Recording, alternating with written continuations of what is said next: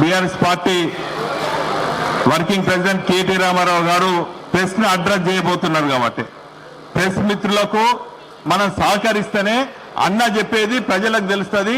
27వ తారీఖున జరగబోయే సభకు పెద్ద ఎత్తున వస్తారు కాబట్టి దయచేసి మిత్రులందరూ కూడా అన్నలకు తమ్ముళ్లకు అందరు కూడా దయచేసి అన్న ఇట్లా వస్తారు కాబట్టి జర సహకరించండి ప్లీజ్.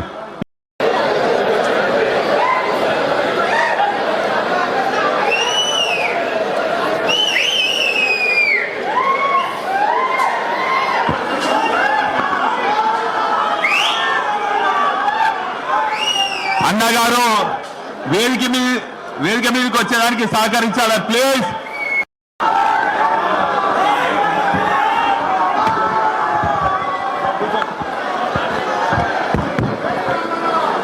జై కేసీఆర్, జై కేటీఆర్, జై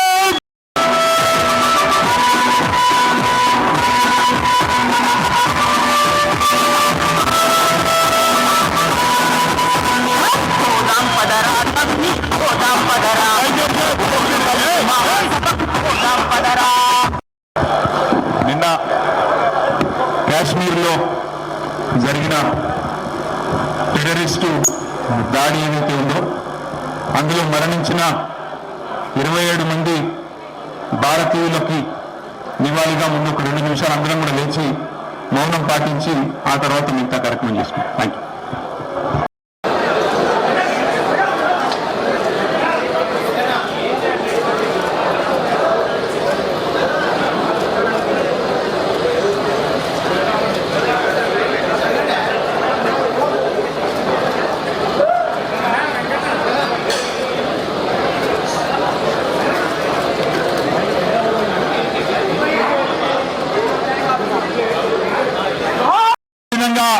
ఈ కార్యక్రమంలో పాల్గొంటున్నటువంటి కౌన్సిల్లో ప్రతిపక్ష నేత మసీన్చారి గారు ఎమ్మెల్సీ గారు, కౌన్సిల్లో వైస్ చైర్మన్ అన్న బండ ప్రకాష్ అన్న గారు, గౌరవ శాసనసభ్యులు పల్లా రాజేశ్వరన్న గారు, ఎమ్మెల్సీ సీనన్న గారు, రవీందర్ రావు గారు, తెలంగాణ ప్రజల గుండె ధైర్యం ఈ గులాబీ జెండా అనే మాట మీ అందరికీ గుర్తిస్తాము. ఈరోజు ప్రతిపక్ష పార్టీగా రాష్ట్రంలోని ఏ వర్గ ప్రజలకు ఏ కష్టం వచ్చినా అందరూ కూడా హైదరాబాద్లోని తెలంగాణ భవన్ వైపే పోతా ఉన్నారు. ఒక జనతా గ్యారేజ్ మాదిరిగా హైడ్రా బాధితులైన, మూసీ బాధితులైన, లగచర్ల బాధితులైన, సెంట్రల్ యూనివర్సిటీలో జరిగిన ధనదాహానికి బలైన అక్కడి విద్యార్థులైనా అందరూ కూడా వరుసగట్టి ఈ గులాబీ జెండా మాత్రమే తెలంగాణకు న్యాయం చేస్తుంది అనే పద్ధతుల్లో తిరిగి మళ్ళీ ఒక్కసారి ఖచ్చితంగా ఈ గులాబీ జెండాకి దిగొడుతున్న పరిస్థితి. ఇవాళ ఇక్కడ జరగబోతున్న సభ ఎల్కతుర్తిలో ఏదో ఆషామాషి సభ కాదు. ఉమ్మడి వరంగల్ జిల్లా మొదటి నుంచి ఉద్యమంలో గులాబీ జెండాకు అండగా ఉన్న జిల్లా. ఏ కష్టం వచ్చినా, ఏ ఇబ్బంది వచ్చినా కేసీఆర్ గారు తిరిగి చూసింది వరంగల్ వైపే. ఇక్కడ జయప్రదంగా అద్భుతంగా మహాసభలు ఎన్నో నిర్వహించుకున్నాం. అదే పద్ధతుల్లో ఇవాళ 24 ఏళ్ల నుండి 25వ సంవత్సరంలో అడుగు పెడుతున్న ఈ రజతోత్సవ వేడుకకు వరంగలే వేదిక కావడం మనందరికీ గర్వకారణం. ముఖ్యంగా ఉమ్మడి వరంగల్ జిల్లా కార్యకర్తలు, నాయకులు వారందరి విజ్ఞప్తి మేరకు, వారందరి కోరిక మేరకు పెద్దలు కేసీఆర్ గారు మరి మళ్ళీ ఒకసారి వరంగల్ని వేదికగా ఎంచుకున్నారు. ఇప్పుడు ఇక్కడికి వచ్చే ముందు మొత్తం ఈ 1250 ఎకరాల పైచిలకు పార్కింగ్ మరియు సభా ప్రాంగణం ఏదైతే ఉందో దాని ఏర్పాట్లు వాహనంలో తిరుగుతూ కొంత, అదేవిధంగా పైన డయాస్ పైనుంచి కొంత పరిశీలించడం జరిగింది. దాదాపు ఎక్కడి నుంచి రాష్ట్రంలోని ఏ మూల నుంచి వచ్చే ఏ సోదరుడికైనా ఏ సోదరికైనా ఎలాంటి ఇబ్బంది లేకుండా దాదాపు 1000 ఎకరాల్లో పార్కింగ్ సౌకర్యం కూడా ఏర్పాటు చేసుకున్నాం. అంటే 30,000 40,000 వాహనాలు వచ్చినా ఏ ఇబ్బంది లేకుండా చిన్న వాహనాలు, పెద్ద వాహనాలు, బస్సులు, అదేవిధంగా ఆటోలు, జీపులు, తుఫాన్లు, కార్లు, ఎన్ని వాహనాలు వచ్చినా దాదాపు 30,000-40,000 వాహనాలు వచ్చినా ఎక్కడో దూరంకి వెళ్ళి నడిచొచ్చే అవసరం లేకుండా పక్కనే చాలా చక్కటి ఏర్పాట్లు చేసిన మా ఉమ్మడి వరంగల్ జిల్లా నాయకత్వానికి హృదయపూర్వకంగా నేను ధన్యవాదాలు చెప్తా ఉన్నా. ఒకటి, వాహనాలు దూరం పెట్టే అవసరం లేదు. ఏ రోడ్డు నుంచి వచ్చే వాళ్ళకు ఆ రోడ్నే పార్కింగ్ కూడా. అంటే ఇట్లా సిద్దిపేట నుంచి వచ్చే హుస్నాబాద్ మీదుగా వచ్చే రోడ్ ఏదైతే ఉన్నదో అక్కడ మొత్తం దాదాపు ఉమ్మడి కరీంనగర్, అదేవిధంగా ఉమ్మడి ఆదిలాబాదు, నిజామాబాదు, మెదక్ జిల్లా, ఉమ్మడి మెదక్ జిల్లా, ఆయా జిల్లాల నుంచి వచ్చే అన్ని వాహనాలకు దాదాపు 260 ఎకరాల్లో పార్కింగ్ అంతా ఒకవైపు ఉన్నది సభా ప్రాంగణానికి. మరొక వైపు ఇటు ఖమ్మం, నల్లగొండ, ఇటువైపు కొంత భాగమైన వరంగల్ జిల్లా, అదేవిధంగా మరి వారందరికీ కూడా ఇటు పక్కన బ్రహ్మాండంగా దాదాపు 600 ఎకరాల్లో పార్కింగ్ యువతల వైపు ఉన్నది. మరొక వైపు హైదరాబాదు, రంగారెడ్డి, మహబూబ్ నగర్ నుంచి వచ్చే ఉమ్మడి మహబూబ్ నగర్, ఉమ్మడి హైదరాబాదు, ఉమ్మడి రంగారెడ్డి జిల్లాల నుంచి వచ్చే వాహనాలకు కూడా చాలా చక్కగా సౌకర్యం. అంటే ఎవ్వరు కూడా కిలోమీటర్లు నడిచే బాధ కానీ ఇబ్బంది కానీ లేకుండా బ్రహ్మాండమైన పార్కింగ్ ఏర్పాట్లు సభా ప్రాంగణానికి దగ్గరలోనే ఏర్పాటు చేయడం జరిగింది. అట్లాగే మరి వచ్చిన ప్రజలందరికీ కూడా సౌకర్యంగా ఉండేదానికి, ఎందుకంటే ఎండాకాలం ఇబ్బంది అందరికీ కూడా ఇబ్బందే, కానీ పార్టీ ఆవిర్భావ దినోత్సవం అందులో 25వ సంవత్సరం రజతోత్సవం కాబట్టి బ్రహ్మాండమైన ఏర్పాట్లు. ఒక 10 లక్షల వాటర్ బాటిళ్లు మరి పూర్తి స్థాయిలో అందుబాటులో పెడుతున్నాం. అవసరమైతే ఇంకా పెంచుకోవడానికి కూడా ఏర్పాట్లు చేసుకున్నాం. అట్లాగే 10 లక్షల చల్ల ప్యాకెట్లు, మజ్జిగ ప్యాకెట్లు కూడా ఏర్పాటు చేసుకున్నాం. దాన్ని కూడా మొత్తం ప్రాంగణంలో ఎక్కడి వాళ్ళకి అక్కడే వారు కూర్చునే ప్రాంతంలో, వాళ్ళు నిల్చునే ప్రాంతంలోనే పెద్ద ఎత్తున ఏర్పాట్లు చేసుకుంటా ఉన్నాం. అట్లాగే మరి వచ్చిన వాళ్ళకి ఎవరికైనా ఎండ దెబ్బ కానీ ఇంకోటి కానీ ఏదైనా సమస్య వస్తే కూడా దాదాపు 100 పైచీలకు వైద్య బృందాలు కూడా ఇక్కడే అందుబాటులో ఉండి సేవలు అందించబోతా ఉన్నారు. వారికి కూడా ప్రత్యేకమైన శిబిరాలు ఏర్పాటు చేసుకుంటా ఉన్నాం. ఏమన్నా ఎమర్జెన్సీ ఉంటే దానికోసం కూడా ఆలోచన చేసి దాదాపు ఒక 15 నుంచి 20 అంబులెన్సులు కూడా దగ్గరలో పెట్టుకున్నాం. వాటిని కూడా ఏమన్నా ఇబ్బంది ఉంటే వెంటనే మనం వైద్య సహాయం అందించడానికి వాటిని కూడా ఏర్పాటు చేసుకున్నాం. అట్లాగే సుదూర ప్రాంతం నుంచి ఆడబిడ్డలు వస్తున్నారు, అన్నదమ్ములు వస్తున్నారు, గులాబీ దండు కదులుతున్నది కాబట్టి వారందరి సౌకర్యం కోసం వచ్చిన వాళ్ళకి, ఎందుకంటే ఎండాకాలం మరి ఇబ్బంది కూడా ఉంటుంది కాబట్టి మరి చుట్టుపక్కల అన్ని ప్రాంతాల్లో కూడా చాలా పెద్ద ఎత్తున తాత్కాలిక టాయిలెట్ల నిర్మాణం కూడా కొనసాగుతున్నది. అవి కూడా పూర్తవుతాయి. అంటే అన్ని రకాలుగా వచ్చిన వాళ్ళకి పార్కింగ్ నుంచి సభ చేరుకోవడానికి ఈజీగా వచ్చిపోయేదానికి ఎక్కువ దూరం నడిచే అవసరం లేకుండా, అట్లాగే వచ్చిన తర్వాత నీళ్లు కానీ మజ్జిగ కానీ ఏమైనా ఇతరత్రా చిన్న అసౌకర్యం ఉంటే దానికి సంబంధించిన ఏర్పాట్లు కానీ అన్ని కూడా ఆలోచించి, అంటే కాంగ్రెస్ గవర్నమెంట్ కాబట్టి మాకు వీళ్ళ కరెంటు మీద కూడా నమ్మకం లేదు. ఎందుకంటే కాంగ్రెస్ వచ్చినాక కరెంట్ ఎంత అవుతుందో నాకంటే బాగా మీకే తెలుసు. అందుకే దాదాపు 200 జనరేటర్లు కూడా ప్రత్యేకంగా ఏర్పాటు చేసుకున్నాం. వీళ్ళని నమ్ముకుంటే ఖచ్చితంగా వీళ్ళు మరి ఏదో రకంగా మోసం చేస్తారని తెలుసు కాబట్టి 200 జనరేటర్లు కూడా ప్రత్యేకంగా పార్టీ ఏర్పాటు చేసి గత 15-20 రోజులుగా ఇక్కడ వరంగల్ జిల్లా నాయకులు చాలా మంది కష్టపడతా ఉన్నారు. సోదరులు వినయ్ భాస్కర్ గారు, సోదరులు పెద్ది సుదర్శన్ రెడ్డి గారు, సోదరులు పోచంపల్లి శ్రీనివాస్ రెడ్డి గారు, ఇంకా పెద్దలు గ్యాదరి బాలమల్లు గారు, మరి ఇక్కడనే అదేవిధంగా స్థానిక మాజీ శాసనసభ్యులు సతీష్ కుమార్ గారు మరి ఇక్కడే వారు మరి పూర్తి స్థాయిలో నిమగ్నమై ఈ మొత్తం ప్రాంగణము, పార్కింగు ఇవన్నీ కూడా ఏర్పాటు పర్యవేక్షిస్తూ ఉన్నారు.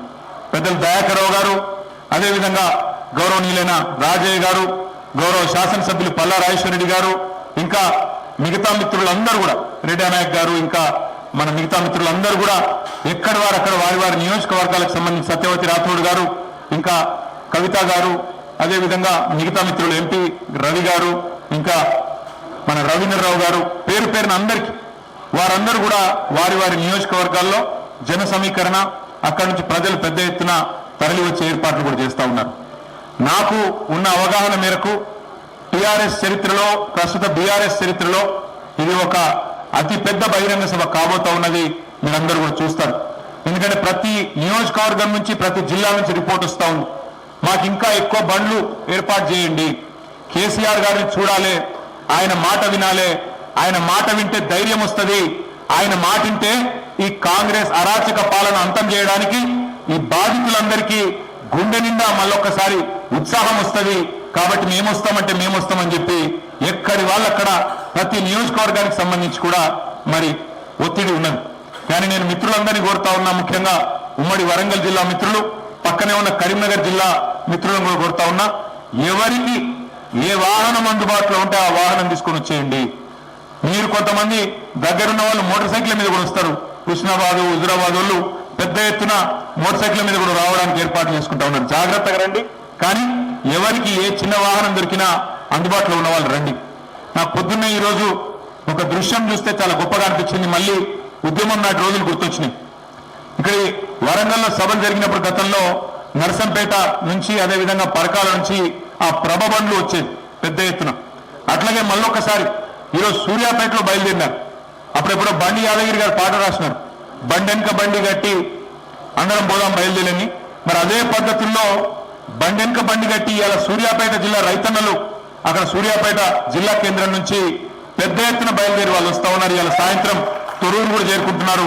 మధ్యాహ్నం 4 గంటల వరకు దంతాలపల్లి, తర్వాత 6, 6:30 వరకు తొరూరు కూడా చేరుకుంటా ఉన్నారు. ఎడ్ల బండ్లు, మొత్తం ఎడ్ల బండ్లు అక్కడి నుంచి ఇక్కడి వరకు ఎండపొడ కలగకుండా పొద్దున 9 లోపల ఆగుతున్నారు. మళ్ళా సాయంత్రం 4కి బయలుదేరి సూర్యాపేట నుంచి బయలుదేరి ఉద్యమ స్ఫూర్తి చాటుతూ, రైతాంగానికి కేసీఆర్ గారి మీద ఉన్న ప్రేమను చాటుతూ అక్కడి నుంచి బయలుదేరి ఇక్కడ దాకా వస్తూ ఉన్నారు. మరి వారిని చూసి మా అందరం కూడా నేర్చుకోవాలి.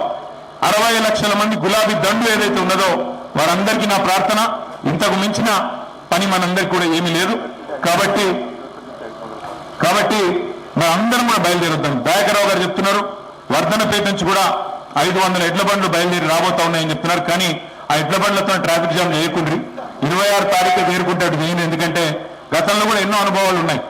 వరంగల్లో సభ జరిగింది అంటే జనగామ దాకా ట్రాఫిక్ జామ్ అయిన సందర్భం మీరే రిపోర్ట్ చేసినారు. అట్లా కాకుండా ఈసారి పద్ధతిగానే ప్లాన్ చేసుకుంటున్నాం. 2000 మంది వాలంటీర్లను పెట్టుకున్నాం. ఆ పిల్లలు కూడా ఇక్కడ ఉన్నారు, వాళ్ళ యూనిఫామ్ వేసుకుని ఉన్నారు. 2000 మంది వాలంటీర్లు ప్రత్యేకంగా ఇక్కడికి వచ్చినప్పుడు చూసుకుంటూ వచ్చినాం. చిన్న చిన్న కల్వర్ట్లు ఉన్నాయి. కాకతీయ కాలువ మీద కానీ కొన్ని చోట్ల వర్క్ నడుస్తున్నది. అక్కడ రోడ్డు నేరోగా ఉన్నది. అక్కడ ప్రత్యేకంగా వాళ్ళని డిప్లాయ్ చేద్దాం అనుకుంటా ఉన్నాం. అక్కడ 10 మంది చొప్పున ప్రతి చోట ఎక్కడికక్కడ అరేంజ్ చేసుకొని వాళ్ళు వచ్చిపోయే ట్రాఫిక్ మేనేజ్మెంట్ కూడా మరి ప్రభుత్వ వ్యవస్థ సహకరిస్తున్నది. ఇప్పటిదాకా పర్మిషన్ కూడా ఇచ్చినారు. వారు కూడా పోలీసు వాళ్ళు కూడా మరి ట్రాఫిక్ నియంత్రణ చేస్తారు. కానీ మా ఏర్పాట్లు కూడా మేము చేసుకుంటా ఉన్నాం. మేము కూడా 2000 మంది వాలంటీర్లను పెట్టుకొని వారిని కూడా మరి వినియోగించుకోబోతా ఉన్నామని చెప్పి తెలియజేస్తా ఉన్నా. ఇది ఒక ఉత్కృష్టమైన సందర్భం. ఇట్లాంటి సందర్భాలు మళ్ళీ పార్టీ చరిత్రలో మళ్ళీ రావు. మళ్ళీ ఇంకో 25 ఏళ్లకు 50 ఏళ్ల పండుగప్పుడు అప్పుడు మళ్ళీ గోల్డెన్ జూబ్లీ ఉంటుంది.